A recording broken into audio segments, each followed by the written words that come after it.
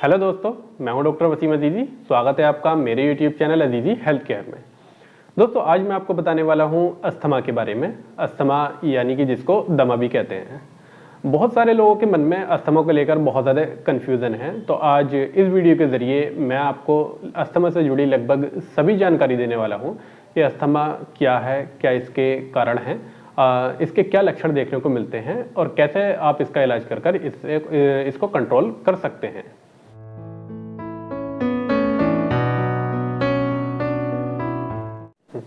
तो सबसे पहले जान लेते हैं कि अस्थमा क्या है। अस्थमा फेफड़े की एक बीमारी है जिसमें फेफड़ों के अंदर जो सांस की छोटी छोटी नलियां होती हैं उसमें सूजन पैदा हो जाती है, जिसकी वजह से वो सांस की नलियां सिकुड़ने लगती हैं और वहाँ बलगम भी बनने लगता है।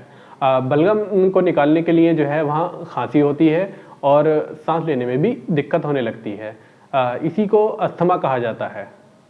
अस्थमा के क्या क्या लक्षण देखने को मिलते हैं, तो जैसे मैंने आपको बताया कि सांस की नलियों में जो है सूजन होने लगती है, जिसकी वजह से जो है सांस लेने में दिक्कत होने लगती है और वहाँ बलगम जमा हो जाता है, तो उसको निकालने के लिए खांसी भी होती है। इसके अलावा जो है आपको लगता है कि आपका जो सीना है उसमें जकड़न सी पैदा हो रही है और सीने में दर्द भी होता है। तो ये कुछ इस तरह के लक्षण अस्थमा में देखने को मिलते हैं। इसके अलावा एक ख़ास लक्षण अस्थमा में आपको देखने को मिलता है, जब आप सांस लेते हैं तो एक सीटी जैसी आवाज़ आती है। अब जब ध्यान से सुनेंगे तो जब आप सांस लेते हैं तो एक सीटी जैसी आवाज़ सुनाई देती है, जिसको व्हीजिंग साउंड कहा जाता है। बच्चों में जो है अस्थमा बहुत ज़्यादा देखने को मिलता है। तो अगर बच्चों में बार बार छींक आती है या फिर गले में खराश रहती है या बार बार जो है वायरल इन्फेक्शन होता है, तो ये एक एलर्जिक राइनाइटिस की तरफ इशारा करता है। लेकिन अगर ये सिम्टम बार बार जो है आपको बच्चों में देखने को मिलते हैं तो आगे चलकर ये बीमारी जो है अस्थमा में बदल सकती है। या फिर मौसम बदलने पर बार बार ये लक्षण देखने को मिलते हैं, जैसे गर्मी से सर्दियाँ आती हैं या फिर सर्दी से गर्मी आती हैं, तो ये लक्षण जो है बार बार देखने को मिलते हैं। तो कहीं ना कहीं ये एक अस्थमा की तरफ को इशारा करते हैं कि आपको ये एक अस्थमा की बीमारी हो सकती है। तो अब जान लेते हैं कि अस्थमा के क्या कारण हैं। तो अस्थमा के कारण एलर्जिक और नॉन एलर्जिक।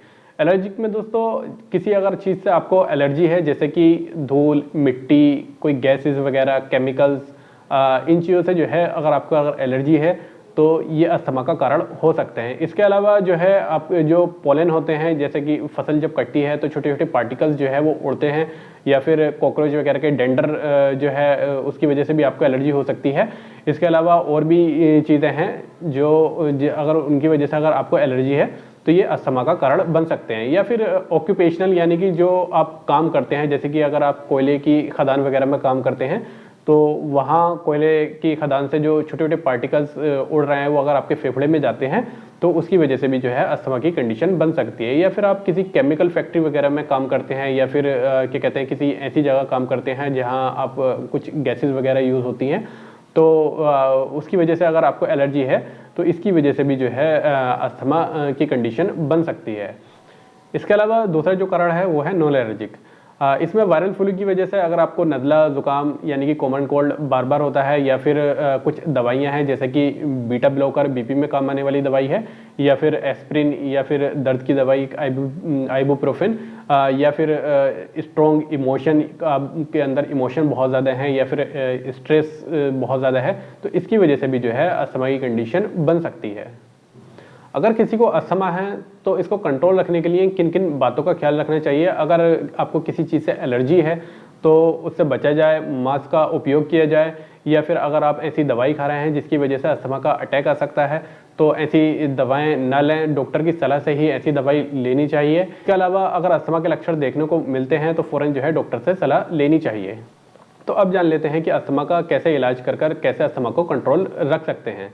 तो अगर अस्थमा के शुरुआती लक्षण देखने को मिल रहे हैं, अभी अस्थमा के अटैक नहीं पड़ते हैं आपको, अस्थमा ज़्यादा बिगड़ा नहीं है, तो इसके लिए आप शरबत ज़ुफ़ा मुरक्कब 10 ml सुबह शाम ले सकते हैं। इसके साथ हब्बे ज़ीकुन नफ़स 1 गोली सुबह शाम, और इसके साथ लौंग नज़ली 10 ग्राम सुबह शाम, ये आपको लेना है।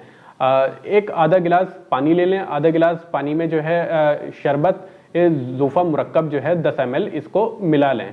पानी जो है आपको हल्का गर्म कर लेना है। इसी पानी से जो है 1 गोली हब्बे ज़ीकुन नफ़स और लौंग नज़ली 10 ग्राम सुबह के टाइम लेनी है। ऐसे ही आपको शाम को करना है। तो ये ट्रीटमेंट जो है आपको कम से कम 1 से लेकर सवा महीने तक लेना है। अगर अस्थमा ज़्यादा बिगड़ गया है, अस्थमा के आपको अटैक पड़ने लगते हैं, तो फिर आपको कोर्टिकोस्टेरॉइड इनहेलर का इस्तेमाल करना चाहिए। कोर्टिकोस्टेरॉइड इनहेलर का इस्तेमाल एक डॉक्टर की सलाह से ही करना चाहिए। इसके लिए कुछ टेस्ट किए जाते हैं, जैसे स्पायरोमेट्री या पीक फ्लोमीटर, जिससे जो है आपके फेफड़े की क्षमता देखी जाती है कि आपके फेफड़े कितने स्वस्थ हैं। उसी के हिसाब से जो है कोर्टिकोस्टेरॉइड इनहेलर की डोज तय की जाती है कि आपको कितनी लेनी है। तो ये एक डॉक्टर की सलाह से ही लेना चाहिए। आपकी लाइफ ऑफ क्वालिटी के लिए ये बहुत ज़्यादा बेहतर है कोर्टिकोस्टेरॉइड इनहेलर। तो इसका इस्तेमाल करके जो है अपनी आप क्वालिटी ऑफ लाइफ को बढ़ा सकते हैं। बहुत सारे सेलिब्रिटीज़ हैं, जैसे कि अमिताभ बच्चन, प्रियंका चोपड़ा, इनको भी अस्थमा की बीमारी है, लेकिन इनकी क्वालिटी ऑफ लाइफ बहुत ज़्यादा बेहतर है क्योंकि एक डॉक्टर की सलाह से कोर्टिकोस्टेरॉइड इनहेलर का इस्तेमाल करते हैं और भी बाकी ट्रीटमेंट जो है एक डॉक्टर की सलाह से लेते हैं। तो आप भी एक अच्छा ट्रीटमेंट लेकर डॉक्टर की सलाह से अपनी क्वालिटी ऑफ लाइफ को बेहतर बना सकते हैं। उम्मीद करता हूं दोस्तों इस वीडियो के ज़रिए दी गई जानकारी बहुत ज़्यादा हेल्पफुल होगी आपके लिए। तो आप अपने दोस्तों के साथ इस वीडियो को ज़रूर शेयर करें और अगर आप चैनल पर नए हैं तो इस चैनल को सब्सक्राइब ज़रूर करें।